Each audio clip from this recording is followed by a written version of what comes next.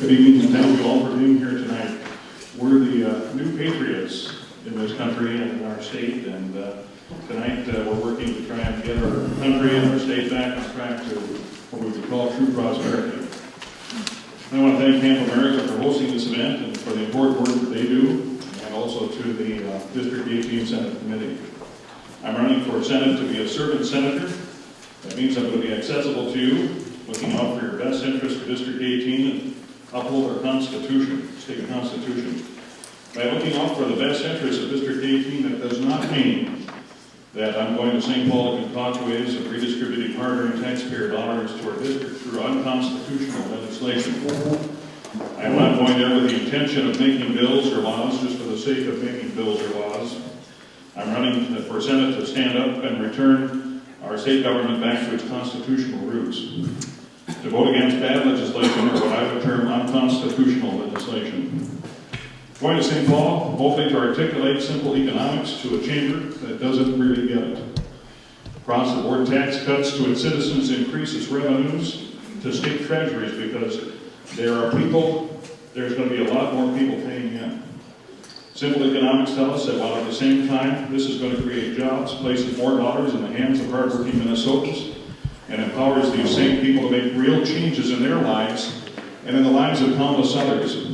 You see, people in America, including people right here in our area, are more philanthropic than in any other place in the world.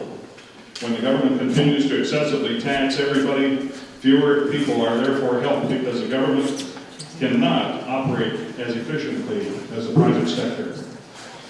Minnesota's Constitution requires the state to operate under a balanced budget, meaning tax increases to sustain unconstitutional legislation is simply unacceptable.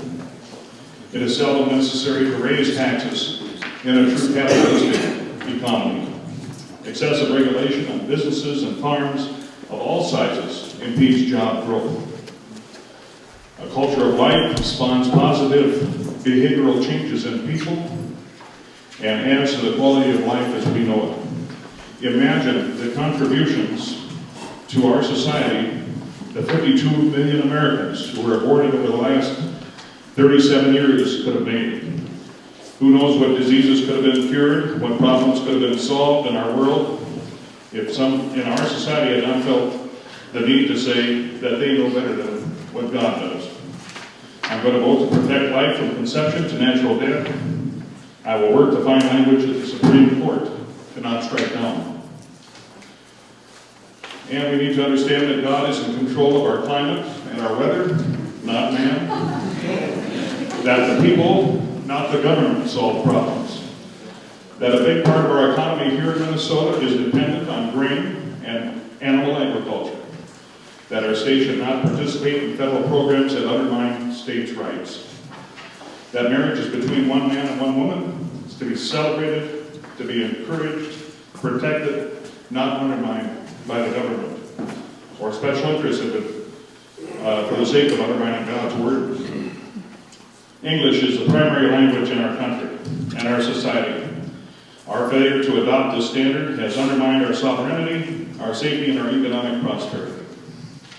Right now in the Minnesota Senate, according to the official directory of the Minnesota Legislature, there are 7 of the 67 senators listed in that publication that say legislator as their occupation. There are other people like Senator Dill that says farmer and doctor of veterinary medicine and business owners and things. When you have legislator behind your name, it makes me wonder, did they, after graduation, did these 7 people go right to work as legislative assistants or interns? They probably have never had a real job before becoming a legislator. They've been at the public trough all their life. These are people who make policy and set budgets that affect all of us. And that is what I call arrogance. When someone who has little or no experience in anything but book learning are governing our hardworking people here in Minnesota.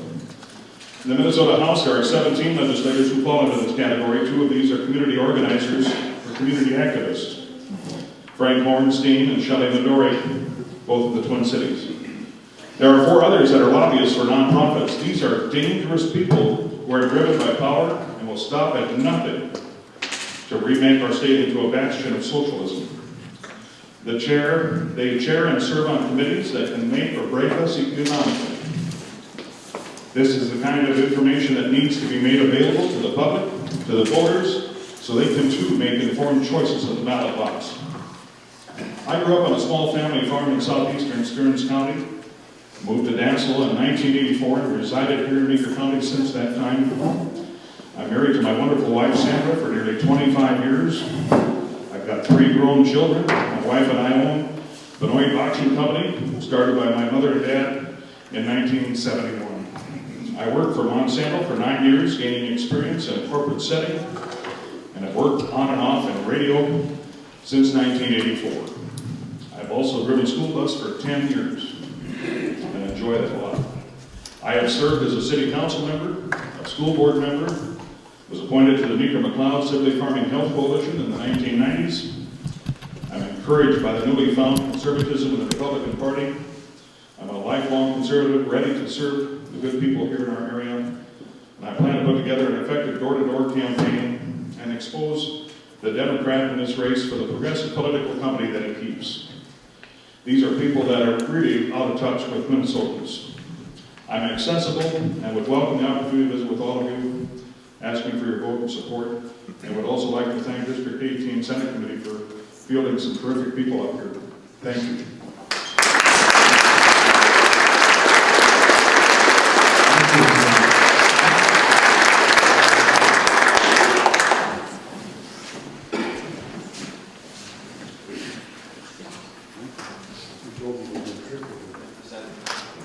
Is this on? Yeah. Difficult to tell when you're standing here whether this is on or not. Thank you very much for that warm welcome. I want to thank Camp America for hosting this candidate forum. It is indeed a very important part of the process of selecting your next candidate. And I'm very, very happy to be here, and I'm very happy to see all of the local people here. It's a grand turnout, and I want to thank candidates also for being here tonight. I look forward to listening to all of your answers. I think that the starting point for me tonight is to just give you a little bit of an idea as to who I am, because many of you don't know. I grew up in Hutchinson. I went off to college. I graduated from Mankato State University. Then I went on to William Mitchell College of Law, where I obtained a law degree. In terms of my family, I've been married to my wife Ginny since 1974. We have 3 children and 5 grandchildren. My children are all doing great. I have a son who is a civil engineer. He's married to an attorney. I have a daughter who works in an operating room out in North Dakota. I have a daughter who works for the Mayo Clinic, and her husband also works for the Mayo Clinic. In terms of employment, I started out my career working for the Hennepin County Sheriff's Department as a deputy sheriff.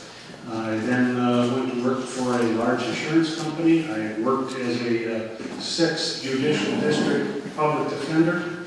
I have been in private practice of law for many, many years, and most recently was an administrative law judge with the Office of Administrative Hearings.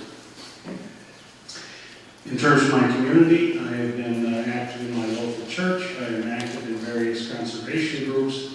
I participated in my CRAW program for the high school. I've been a mentor with the local high school, and I've been very active in my local Elks Lodge. Politics. I've been a lifelong member of the Republican Party. I've been very active in the McLeod County Republican Party for many years. In 2003, I was elected to the Minnesota House of Representatives in a special election, and served there for 2 terms. Perhaps the proudest moment of my service in the House of Representatives is in 2005. We went into a special session without a budget, and the governor and the Supreme Court of the state of Minnesota decided they were going to begin paying for quote, core and essential services out of the Minnesota Treasury, and we had not yet passed a bill. I thought that was unconstitutional, and a few of us conservative representatives went to the Supreme Court challenging that, because the Constitution says only money can be paid out of the Treasury when a bill has been passed. In 2006, I became a candidate for a judgeship in the 1st Judicial District, which is just south of here. And I did it for a very specific reason.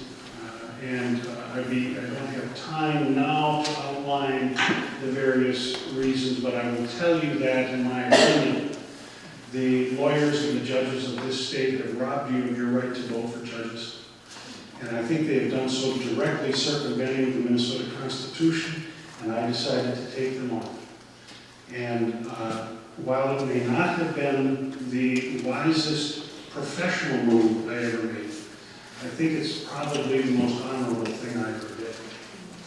And in that respect, I really am very proud of myself, quite frankly. Most recently, I decided to enter into this race for Senate. And it was a difficult decision that my wife and I had to really talk about for a long time, because in order for me to stand here as a candidate and talk to you, I had to resign my position as an administrative law judge, because judges cannot run for political office. And we agonized over that, ultimately made the decision. Once I made the decision, I had to then clear my docket. I had to decide the cases that were in front of me, because I have to do that before I file, announce, or am elected. So while I have heard some criticism that I entered the race late, I frankly don't think I did. But as a matter of fact, I had some responsibilities that I had to take care of before I could announce, and I did that in January. And I took the position of resigning as an administrative law judge because I perceive that we are in a struggle, a titanic struggle that we really have to see through. I think this country has been in a crisis situation 3 times: 1800, 1860, and now. In 1800, it was the Federalists versus the Republicans. And if John Adams had won and the Federalists had won that election, in all probability, this country would not have gone in the direction that it ultimately did. And that was a very real crisis because states were talking about seceding from the Union. In 1860, they did secede from the Union, and it was a crisis, and we fought a civil war over it. The most recent crisis is now coming to a head, and I believe it started in about the 1960s, late 60s, with President Johnson and his Great Society. We have been moving ever more to the left. It's almost insidious the way we have been moving towards liberalism and to the left. And Reagan interrupted him. He got in their way. They stopped him for a while. But now all of a sudden we've got Obama. And what he has done to our country in a year is, it absolutely frightens me. And I can't stand on the sideline any longer. I think I can be more effective as a senator than I was as a judge, and that's why I decided to run. So we have this enormous struggle, and it's a philosophical struggle. It's bigger than the budget. It's bigger than the bonding. It's bigger than all of the issues that we are going to talk about tonight, because it's a basic philosophical difference between a conservative like myself and the guy that's going to be my opponent, Halkin, who is a progressive liberal. And we have to dig our heels in. We're not going to compromise from a position of weakness. We're going to dig our heels in, and we're going to cut off their money. And in that respect, we are going to win this next election, and we are then going to do what is best for America. And that's what I am doing here. Thank you very much.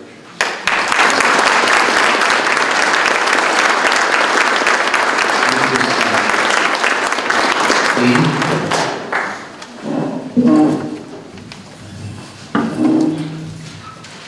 glad we got the long cord.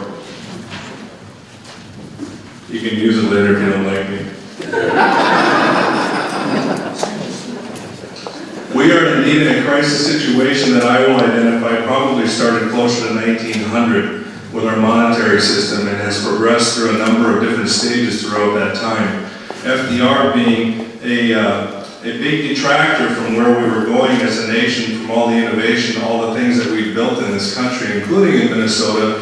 You can take one, James J. Hill, study the history of that man, see what he did for this state, see what he did for agriculture in the state, see what he did for private industry, innovation, and trade with China. If you're ever bored, or you're willing to turn off the TV for a while, pick up a book about James J. Hill and read up a little bit about what Minnesota can be about. We're in a pivotal time in this state, and I know this has been said through many elections. It's been said time and time again, but it's more true now than ever before. As was pointed out, we have philosophical differences. We have a competition between two different types of ideas, and we have a lack of virtue at our state capitol. Our founding fathers made it very clear that without virtue and without an acknowledgement of the Creator, our laws are useless. And as you can see, over several decades now, our lawmakers have been making laws that really, to me as a business owner and as a father and as a husband, really are useless. It's law on top of law on top of law. Go look at the revised statutes. Research the people who have served in this state in the last few decades and see what they've done for us. See all the things that they've lumped on top of us and are trying to force us to comply with for the sake of morality, for the sake of collections of taxes, whatever you want to dream up, they've made laws for. It's time to stop. And more than stopping, it's time to turn it back. It's time to rescind and repeal. It's time to get rid of the things that have been put on our necks as we're laying on the ground, the heavy boot on us that's suffocating us as a state and as a people. I own a business with my wife for the last 11 years. Our business is 27 years old now. When we took over, we had about 10 employees. This week, we have 36. We're growing, and we're getting applicants in Coquito, Minnesota that are coming from Watkins, Minnesota. We've never experienced this before. Something's not right. We don't need to just we don't need to just freeze our budgets. We don't need to just stop our spending. We need to cut. Indeed, I'll say we need to cut our spending by as much as 25, 50% in our state. Let's take the money that we use in our annual budget in the state, which is approximately $16 billion. Imagine putting $8 billion of that back in your pocket, back in the pockets of the business owners that help run the economy of the state and provide jobs for the people of the state. Imagine what $8 billion can do in the hands of private citizens compared to in the hands of politicians. As I go to St. Paul to represent you in the Minnesota State Senate, I'm going to have an interesting journey, I think, that might look a little different than maybe some of the journeys before that other men have taken or that either or any of these men might take. I am fully committed because we have, we'll say, such an easy Republican district here that we don't fall asleep in this election and we don't give up on being vigilant to not lose the seat. We've got seats all around us that have been controlled by the DFL for years and years. And we have men and women who have been raised up as candidates that all of us in this room and me need to go and help get elected so we get a majority, so we can get some of these things done that we need to get done. If we don't get a majority, we get very little done. It's a point that everyone has to understand that it takes all of us in the room to go and get this done so that we can have an opportunity to turn things back the way they're supposed to be. I'm not a global warming guy. I would disagree with the governor, and I don't think I would politically go along with one governor who would believe in something like that, just to get along, to get something else done in legislature. I'm going to stick out like a sore thumb when I go there. I'm going to be a different type of senator may be different than you've seen before. Because I believe in the principles that I grew up learning, those principles that I've learned since. I believe we have a constitution, we have bylaws that go with the constitution, we have a Bill of Rights. We take an oath of office. I've been a township officer for 7 years. And in township government, it is the grassroots level. It's just like this. We sit at a table that looks a little bit like this, except it's the old wood style. We sit at the same level as the people that come in, our neighbors. And we watch out for them, their private property rights. We do battle with the county commissioners in planning and zoning to take care of them. We are one of 2 precincts in the state of Minnesota, Volcano Township, that did not accept from the federal government the mandate to have an electronic counting machine. I'm not in prison yet. It's very important to understand what that means. We can say no. We can say no to the state government as local governments. We can say no to the federal government as state governments. And we need to do more of it. We have too many mandates, too many regulations. We need to get rid of them. We need to be willing and have people who are willing to actually stand up and do it. We've done it in Volcano Township in little ways. You can check my record. We're one of 2 precincts in the state that's done this. We've been left alone. It gives me great courage to know that in bigger things than that, we can do the same thing. And I think as a state government, we can go down that same road, and we can provide the same type of freedom back to the people of Minnesota that's required to be prosperous again. We have so many good assets in the state, the people of the state, and everything that they design, build, and do. We need to take advantage of it. And the only way we can is to cut and to get back to constitutional form of government.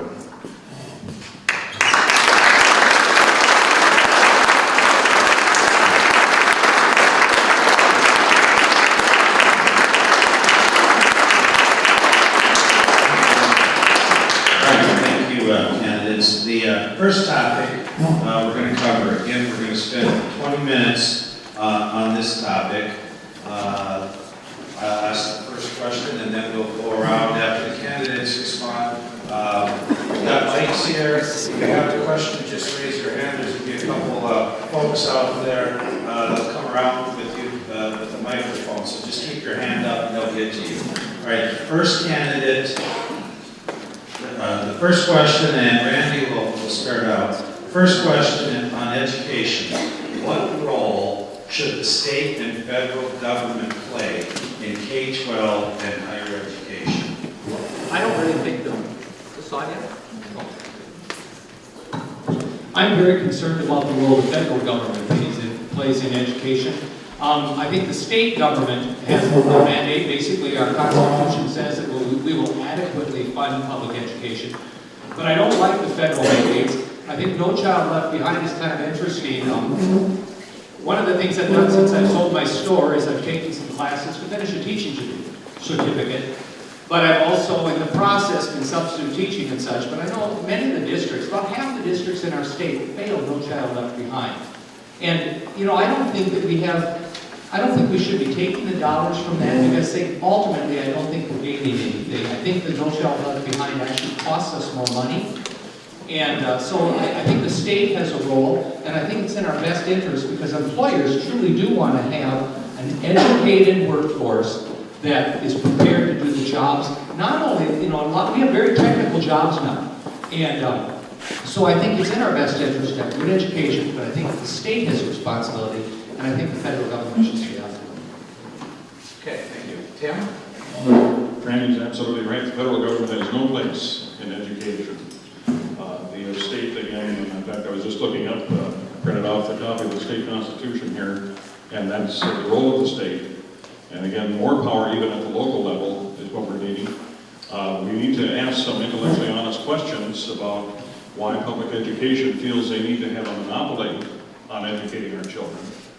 Why don't people have the right to, and I should preface that by saying I do drive school bus for public school district and been very fortunate, you know, rural districts I think are really doing a much better job with education for students, but at the same time, it's such an emotional topic, and I don't understand why parents don't have the right to choose. And of course, the Constitution says the state will not fund parochial schools, again, of any one religion.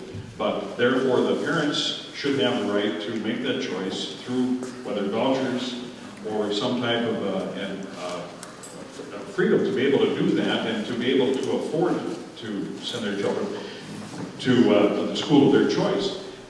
You take a look at any local community that tries to get a charter school built or get some type of, again, something that's not, again, away from public education.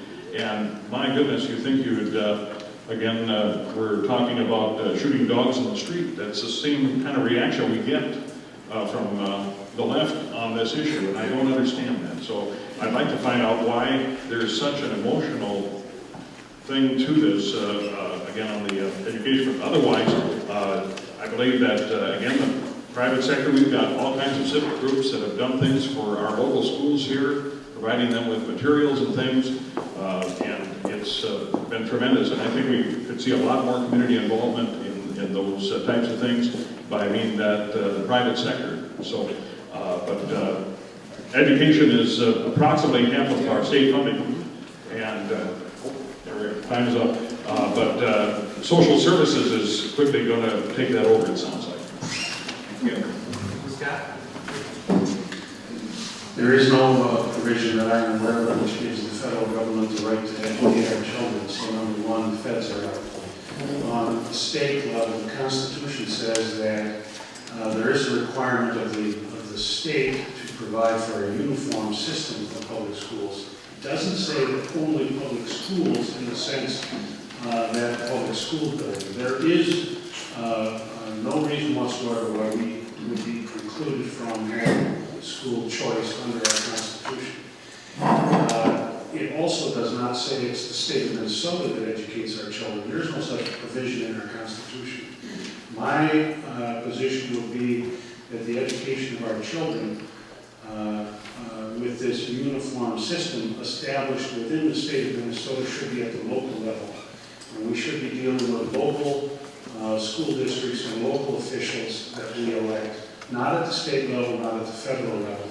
And I say that because I believe that we as parents, we as individuals in the community are much better, or in a much better position to decide what is best for our children than legislators at either the state or the federal level. Thank you.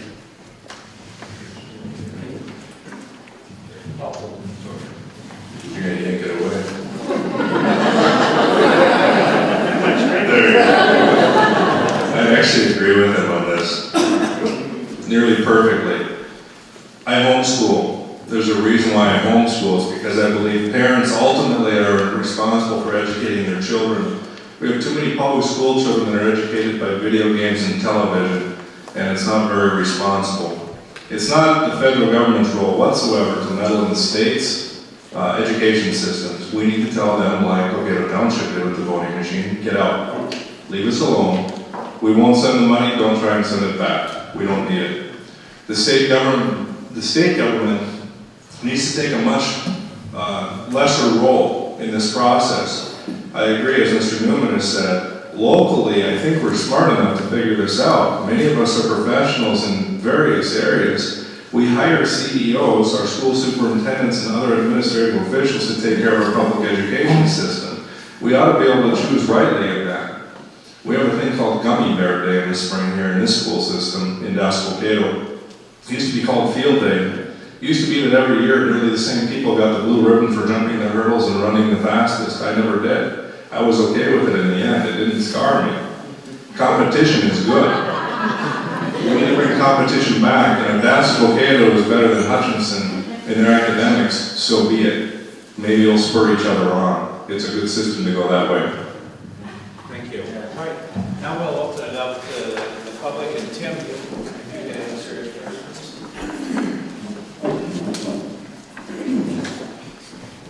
I'd like to stay on the education theme. You all said essentially the same thing.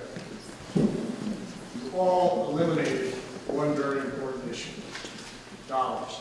Where does the money come from? Does it come from the state, or does it come from the local property taxpayers in the district or the school systems? Well, and that ultimately is where that money is coming from anyway, but the state is the one that needs to be funding that. The time that the local district accepts funding from the federal government, their hands are tied then. They've given up they've usurped, the federal government has usurped the power of the local Board of Education. And that's really what's wrong with the federal government being involved. They've got unfunded mandates. The state is the same way, and there's a lot of things that the state should not be administering beyond the check to the school district for education of those students. The curriculum and a lot of those decisions are to be made at the local level. Every one of these gentlemen here is correct on that. There's no reason for us as people here in central Minnesota to give up our power over education of our students to somebody beyond the local level. And then, yeah, go ahead. I'm sorry. Yeah, this guy. I get this. I think it was a mistake when the state of Minnesota went to funding or supposedly funding our education, and they took it away from at the local level. The funding for education for our children should come from the local level. The problem isn't where it should come from. The problem really is the school formula. That's a formula that began being developed in the 1970s, and it is hopelessly out of date. When I was in the House of Representatives, my school district received about $7,500 per student, while at the same time the students in St. Paul and Minneapolis were getting about $11,000 per student. And the students at the Red Lake Indian Reservation were getting $18,000 per student. And so the inequities and disparities in how the money is passed out, that's, in my estimation, where the problem lies. Thank you. Dean? At that rate, I'm going to move my family to the Indian Reservation. That'd be a good pay, 18 grand times 5 right now. Federal government doesn't even exist in my mind in this, so I won't even address it. The funding needs to come locally. Here's our problem. Here's our dilemma. For the last 30 years, we've been building athleticism. We've been building brick buildings. We've been building rubberized tracks. We've been building parking lots with lights that stand on lake. We've been building superstructures of schools and empty shells of buildings that really resemble prisons, instead of building into the character and quality of children the educational tools that they need to go out into the workforce. So we have a dilemma. If you take all of the funding and put it at the local level, I don't know how we pay for all the infrastructure we've built up. It's ridiculous what we've built for what we get back out of it. That's a problem I don't know how to solve, other than maybe leaving some of the areas empty, and maybe that's a solution. But when it comes to funding, it's got to go back to the local level. With that, the state needs to cut its budget. Department of Education needs to be defunded.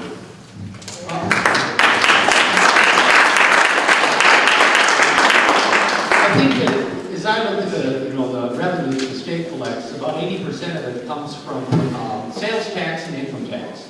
And those are the dollars that come back in the form of the aid to the school districts.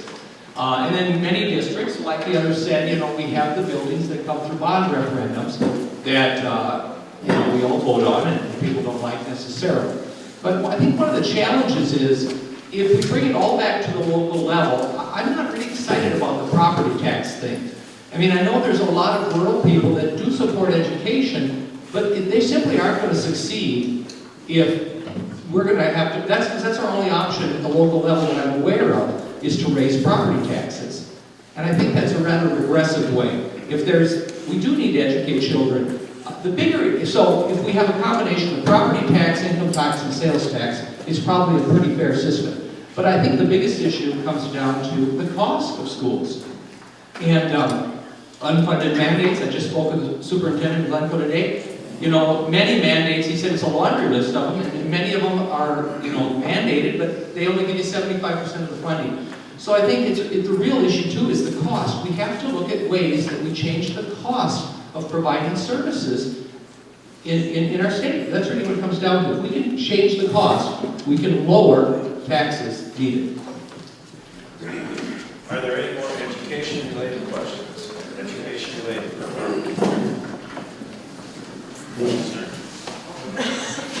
Yeah, I'm not a father of a special needs child, so and I know that always under the budget, how do you guys plan on making sure that special needs children get the services they deserve and need, so that the families don't have to worry about that?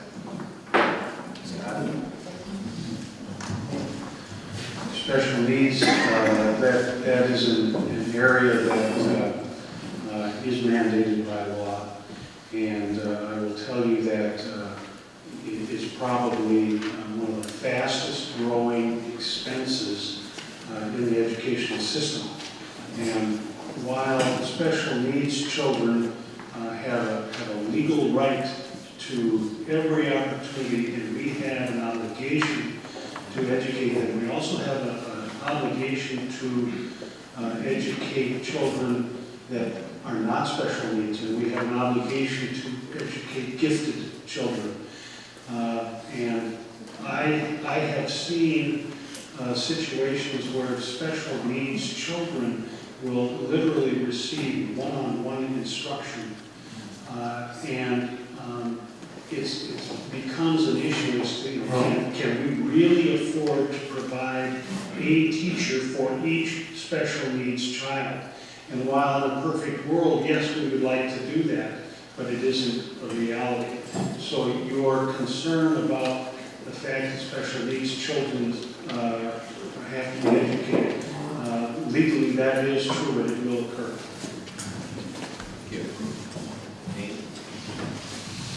Beyond the legal issue, I'm going to try not to sound cruel because it is not my intention. My thought on this, again, going back to virtue in the law, is we as neighbors should not leave you necessarily hanging. But when it ultimately comes back to what did God give each one of us as fathers to deal with in our family? You were given a special needs child. I have needs in my family that I won't go into at this point that I have to take care of myself without state funding. I have had people and neighbors help out in that case. We, in this situation, as well as healthcare, have taken away charity and given it to the state. And we've become wards of the state and slaves of the state. And somehow, by virtue, we have to get back to neighbors helping neighbors, love one another, put your neighbor above yourself, and deal with things that way. While the law requires funding, there's a lot of people out there that need education also. I happen to be in a substitute frequently, as I told you, and I happen to be in a special needs class today. And I do believe that, first off, it is the law. We have to provide education. And from the time I've spent in these classrooms, I do believe many of these children truly do need the special education programs, because they have challenges beyond what many of us even can perceive.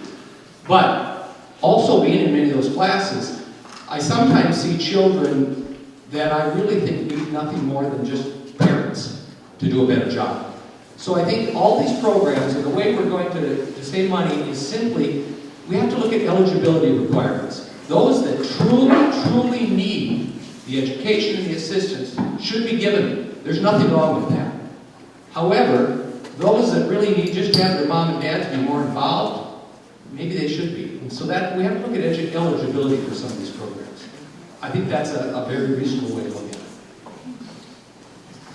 I have an oversimplified answer is, again, freeing up some of the other school space and teacher to student contact time by people that really want to bring their children to a different venue for education is going to free up our public school system to, again, help these families that have children with special needs, the gifted and so forth.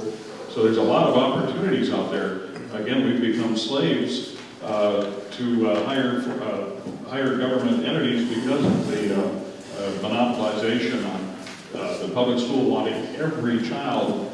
And I think if it gets right down to it, a lot of them would wish that the law were changed, I think, in that they're not, again, excited about having special needs children being there. I know that I want to say rank and file now, because the rank and file, there's a lot of passionate people working with special needs kids. So, but I just think if some of this were, again, leveled out here, where you had people that said, hey, if I got this money and I'm not having to be taxed so high over here, I can afford to pay tuition over here, and that's going to free up teacher-student contact time in the public schools.